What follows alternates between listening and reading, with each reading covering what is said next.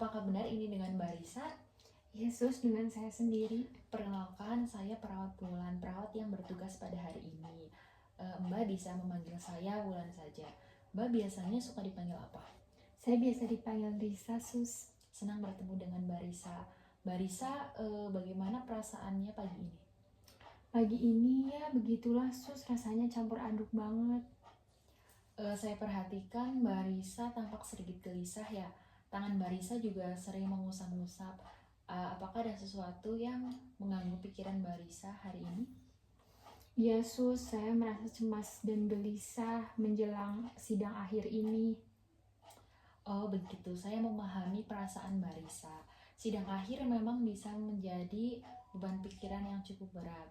Nah Mbak Risa, tujuan saya bertemu dengan Mbak Risa pada hari ini, saya akan melakukan perbincangan dengan Mbak Risa sekitar 20-30 menit mengenai gangguan kecemasan Mbak Risa. Apakah Mbak Risa bersedia? Baik, Sus, saya bersedia. Baik, kalau begitu kita mulai sekarang ya. Baik, Sus. Bisa nggak Mbak ceritakan lebih lanjut kecemasan apa yang Mbak Risa rasakan dan sejak kapan? Jadi gini, Sus, sejak jadwal sidang akhir saya keluar, saya jadi sering merasa jantung saya sering berdebar. Saya juga susah sekali tidur di malam hari dan sulit sekali berkonsentrasi saat belajar atau juga saat melakukan revisi. Jadi saya takut sekali gagal, Sus. Rasanya beban pikiran ini tuh berat sekali.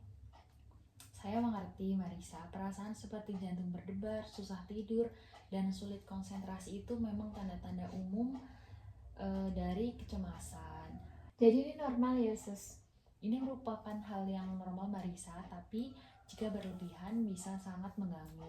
Nah Marisa, ada cara sederhana yang bisa dilakukan untuk membantu tubuh dan pikiran Marisa menjadi lebih tenang.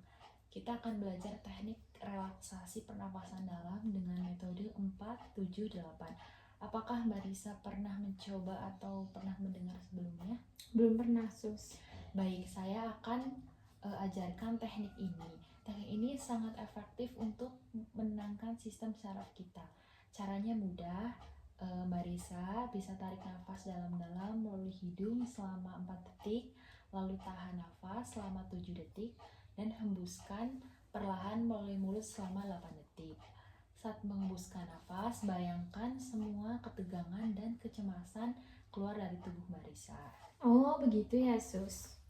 Mari kita coba bersama ya Mbak Risa. Mbak Risa bisa letakkan satu tangan di dada dan satu tangan di perut untuk merasakan pergerakan nafasnya. Siap? Siap, Sus. Oke, mari kita mulai.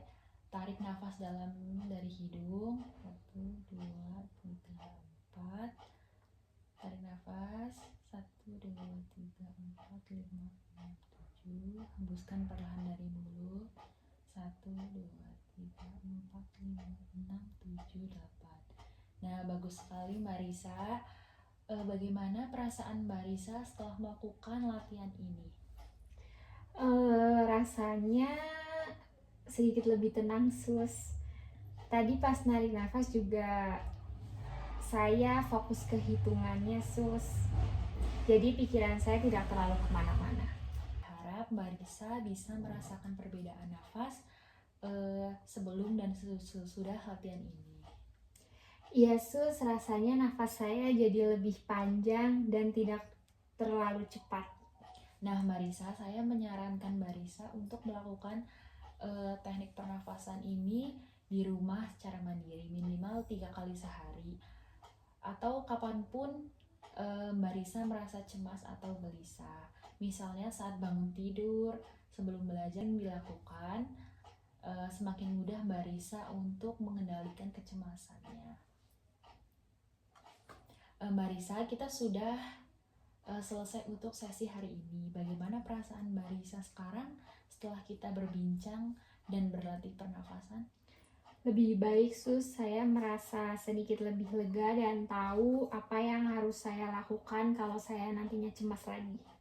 Alhamdulillah ya Mbak, saya perhatikan Mbak Risa juga sudah tidak terlalu gelisah seperti di awal.